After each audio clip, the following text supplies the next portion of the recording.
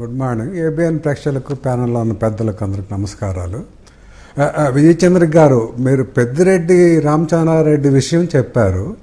కొల్లు రవీంద్ర గారికి సఫర్ అయినటువంటి విధానం చెప్పుకుంటూ వచ్చారు.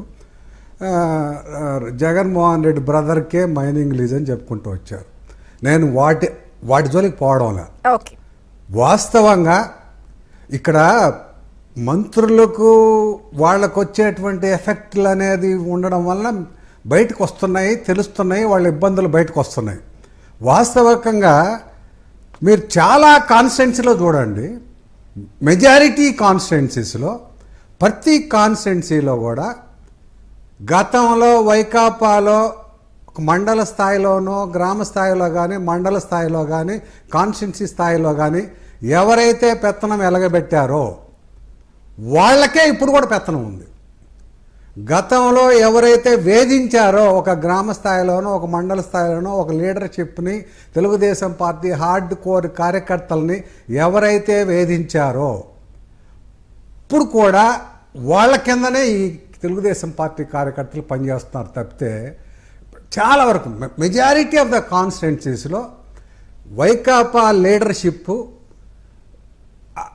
ఎలక్షన్స్కి 2 నెలల ముందులో, 3 నెలల ముందులో, నెల ముందులో, 15 రోజుల ముందులో, నామినేషన్లకు ముందులో వచ్చి ఎమ్మెల్యే సమక్షంలో చేరి ఎలక్షన్ క్యాంపెయిన్లో పార్టిసిపేట్ చేసి వాళ్ళు లీడర్షిప్ రోల్లోకి వచ్చారు తప్పితే ఎవరైతే హార్డ్ కోర్ తెలుగుదేశం పార్టీ కార్యకర్తలు ఉన్నారో, తెలుగుదేశం పార్టీ నుంచి మొట్టమొదటి నుంచి ఏ రోజు కూడా పార్టీ మారినటువంటి వ్యక్తులు ఉన్నారో వాళ్ళకి ప్రాధాన్యత లేకుండా కాన్స్టిట్యున్సీ స్థాయిలో ఉండడం లేదు. ఒకటైతే ఈ అధికారులు అనేవాళ్ళు మామూలుగా వైకాపా ప్రభుత్వంలో వాళ్ళు చెప్పిందే వేదంగా చట్టం, పద్ధతి, జీవోలు అన్నీ వైలేషన్ చేసి వాళ్ళు ఎట్లా చెప్తే అట్లా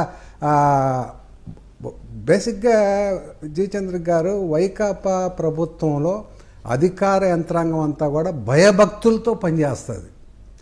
ఇక్కడికి వచ్చేసరికి తెలుగుదేశం పార్టీ ప్రభుత్వంలోకి వచ్చేసరికి మొట్టమొదటి నుంచి కూడా అధికార యంత్రాంగం ఎవరికి కూడా భయం అయితే ఉండదు. వర్క్ అయితే ఉంటుంది. ఆ వర్క్ రివ్యూ రిపోర్ట్లన్నీ విపరీతంగా అడుగుతూ ఉంటుంది.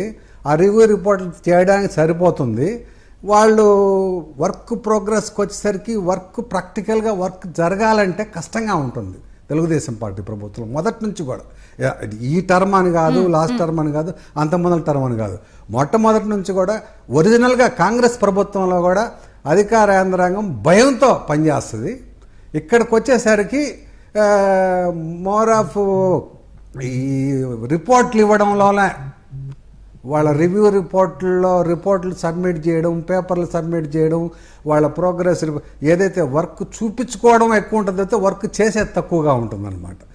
సరే, ఏది ఏమైనా వైకాపా ప్రభుత్వంలో కీలకంగా ఉన్న అధికారులు ఎవరైతే చంద్రబాబు నాయుడు గారిని అరెస్ట్ చేశారో వాళ్ళకి మాత్రమే ప్రాధాన్యత ఇవ్వలేదు తప్పితే మేజర్గా మిగతా వాళ్ళు డిపార్ట్మెంట్లో ఎవరైతే ఉన్నారో వైకాపా నాయకులకి వంత పాడారో ఆ అధికార యంత్రాంగానికి చాలామందికి కీలకమైనటువంటి పోస్టులు కూడా అప్పచెప్పడం జరిగింది.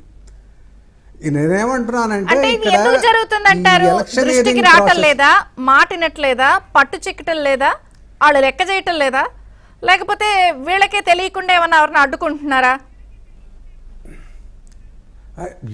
ఎవరికి అది తెలియకుండా ఎవరు ఏం అడ్డుకునేది ఏమి ఉండదండి. బేసిక్గా ఇక్కడ ఎవరి స్థాయిలో వాళ్ళు బేసిక్గా ఏంటంటే అధికార యంత్రాంగం కావచ్చు, కాన్స్టిట్యున్సీ స్థాయిలో లీడర్షిప్ కావచ్చు, వీళ్ళు ముందు మిగిలారు. ప్రతి విషయంలోనూ ముందు మిగిలి ఉంటారు.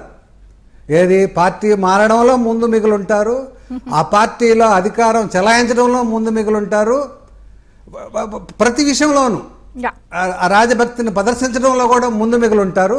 వాళ్ళ డామినేషన్ ఎక్కువ అయిపోయింది అంటున్నాను నేను. Okay sir, okay. టీడీపీ మీ పాయింట్ నాకు అర్థమైంది. టీడీపీ ఏమి సమాధానం